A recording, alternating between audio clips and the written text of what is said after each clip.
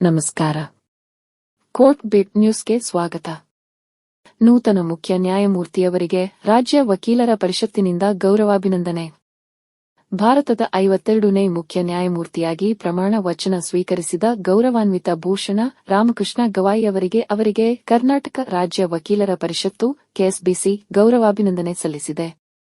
ದೆಹಲಿಯಲ್ಲಿ ದೇಶದ ಸಮಸ್ತ ನ್ಯಾಯವಾದಿಗಳ ಪರವಾಗಿ ಗೌರವ ಅಭಿನಂದನಾ ಸಮಾರಂಭ ಹಮ್ಮಿಕೊಳ್ಳಲಾಗಿತ್ತು.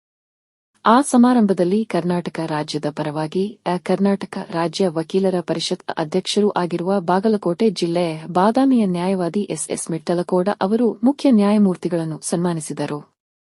ಈ ಸಂದರ್ಭದಲ್ಲಿ ಕರ್ನಾಟಕ ವಕೀಲರ ಪರಿಷತ್ತಿನ ಅಧ್ಯಕ್ಷರಾದ ಮಿಟ್ಟಲಕೋಡ ಅವರು ಉತ್ತರ ಕರ್ನಾಟಕದ ಜ್ವಲಂತ ಸಮಸ್ಯೆಗಳು, ಕೃಷ್ಣಾ ಮೇಲ್ದಂಡೆ ಯೋಜನೆ, ಭೂಸ್ವಾಧೀನ ಪರಿಹಾರ ಯೋಜನೆ ವಿಚಾರ ಕುರಿತು ಸನ್ಮಾನ್ಯ ಮುಖ್ಯ ನ್ಯಾಯಮೂರ್ತಿಗಳ ಗಮನ ಸೆಳೆದರು. ಈ ಬಗ್ಗೆ ಮಾನ್ಯ ನ್ಯಾಯಮೂರ್ತಿಗಳು ಸಕಾರಾತ್ಮಕವಾಗಿ ಸ್ಪಂದಿಸಿದರು. ಬೌದ್ಧ ಧರ್ಮದ ಸಿದ್ಧಾಂತದಿಂದ ಗಾಢವಾಗಿ ಪ್ರಭಾವಿತರಾಗಿರುವ ನ್ಯಾಯಮೂರ್ತಿಗಳು ಸುಪ್ರೀಂ ಕೋರ್ಟ್ನ ಮುಖ್ಯ ನ್ಯಾಯಮೂರ್ತಿಗಳಾಗಿ ಅಧಿಕಾರ ವಹಿಸಿಕೊಂಡಿರುವುದು ಸಂತಸದ ಸಂಗತಿ.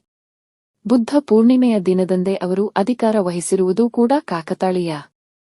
ರಾಜ್ಯ ವಕೀಲರ ಪರವಾಗಿ ಗೌರವಾಭಿನಂದನೆ ಸಲ್ಲಿಸಿದ ಕೆಎಸ್ಬಿಸಿ ಅಧ್ಯಕ್ಷರು, ಕರ್ನಾಟಕ ರಾಜ್ಯದ ಹಳೆಯ ವ್ಯಾಜ್ಯಗಳ ತ್ವರಿತ ವಿಲೇವಾರಿ ಹಾಗೂ ನ್ಯಾಯಮೂರ್ತಿಗಳು ಮತ್ತು ನ್ಯಾಯಾಧೀಶರುಗಳ ಆದ್ಯತೆಯ ಮೇರೆಗೆ ನೇಮಕಾತಿಯಾಗುವಂತೆ ರಾಜ್ಯ ವಕೀಲರ ಪರಿಷತ್ತಿನಿಂದ ವಿನಂತಿಸಲಾಯಿತು.